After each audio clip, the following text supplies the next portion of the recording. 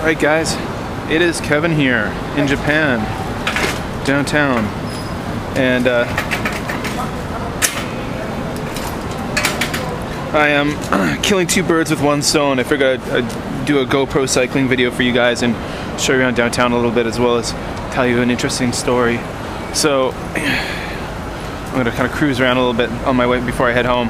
So here's the deal, guys. I was in the news a few weeks ago in the English media here. I believe I read an article in Japan today about a group of Chinese men who had been deported from Japan for violating their visas because they were hoarding baby diapers, specifically a brand called Mary's. That's right, they were hoarding Japanese baby diapers. They were basically going around to supermarkets all over the area where they lived in Hyogo-ken, which is this prefecture, and buying up lots and lots of diapers.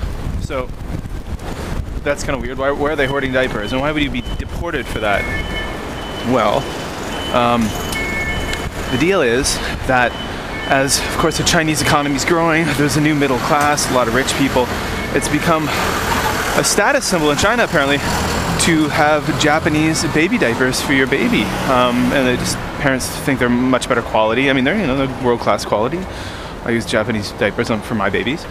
But yeah, so what's going on now is so many Chinese people have been coming to Japan and buying diapers that there's, and I'm not exaggerating, there's literally a diaper shortage. And if you go to local supermarkets, at least the ones in this area, there are signs, my wife has showed me and explained, in Japanese and in Chinese, explaining that in Japan there is a diaper shortage.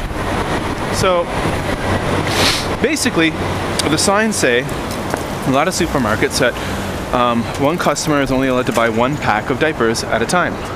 Limited to one. It doesn't matter what brand. You can't buy one of one brand and one of another. Just, you want to buy diapers, or you want to buy Pampers, that's one. You want to buy Moonies, that's one. You want to buy Mary's, that's one.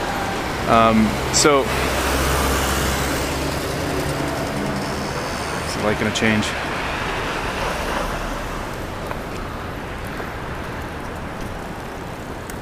So yesterday, I'll be law-abiding here. Okay, so yesterday we're in the supermarket. I'm on holidays, so it's a weekday and I'm in the supermarket, and we noticed it was kind of odd. We're at the checkout, and we noticed that there was a man who didn't look Japanese, an Asian man, possibly Chinese, and he had two carts he was pushing, and one of the carts had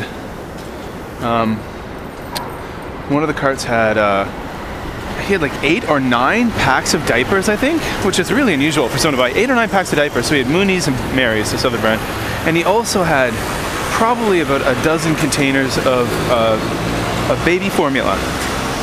So it was kind of weird, and he walked up to the cashier.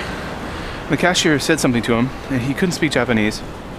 And she got another cashier from the service desk, and that cashier came running up, very aggressive and assertive to the man, and said, and yelled at him, like, only one package per person, only one. And she like grabbed a whole bunch of them off the counter and took them and put them behind the service desk. She said, only one allowed.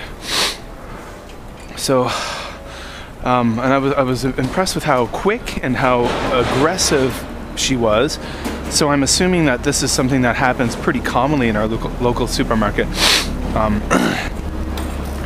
I mean, yeah, pretty interesting.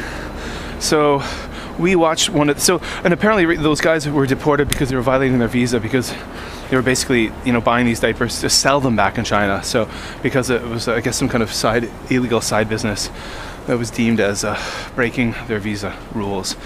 So very interesting. I saw that.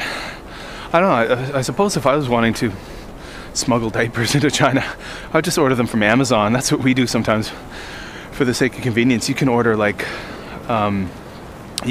Sometimes we'll make an order, and it's cheaper than buying them in the local supermarket. We'll get a big box delivered right to our door with like 5 or 6 packs of diapers, and then you're good to go for quite a while.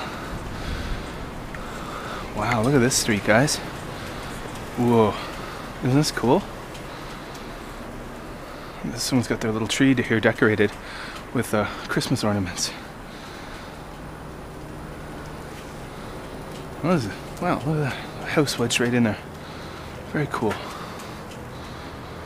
Now that's what's amazing. You see this little lot? Someone would actually buy this and build a house there. Very small house. Yeah, so here we go now. So there's my story about Chinese diaper hoarders here in Japan. And now I'll just drive around a little bit and show you guys some of the sights and sounds. There's a temple right there. You see that? Or a shrine. A shrine right there. There's a geocache right by that shrine that I haven't been able to find before. Maybe today's the day. The last time I went to try to find it, there was no one in the park, but it was a damp summer morning. And I was just eaten alive by mosquitoes. So maybe today will be my lucky day. Let's go check it out. Wow, this is a cool little area, huh? I think it's a dead end. Yeah, I can't drive my bike here. And I don't want to take my bicycle into a shrine, because that would be bad form, I assume. So I'm going to go back down this way. There you go, shrine. Alright guys, well thank you for watching another BusanKevin, Kevin in Japan video. If you like the video, click the like button and subscribe, of course. I'm making this video using my GoPro Hero 2 camera with my Edutige external microphone and fur windscreen, aka Dead Cat. So check out the links below. Go check out my podcast. I've realized that a lot of people don't really know I have a podcast. If you're into Japan, you'd be into my podcast. More than 40 episodes about different aspects of life in Japan. I interview different people every week. Everything from skateboarding across Japan to being a crime scene investigator to owning a business to starting a school to being a voice actor, being a teacher, you name it. It's there.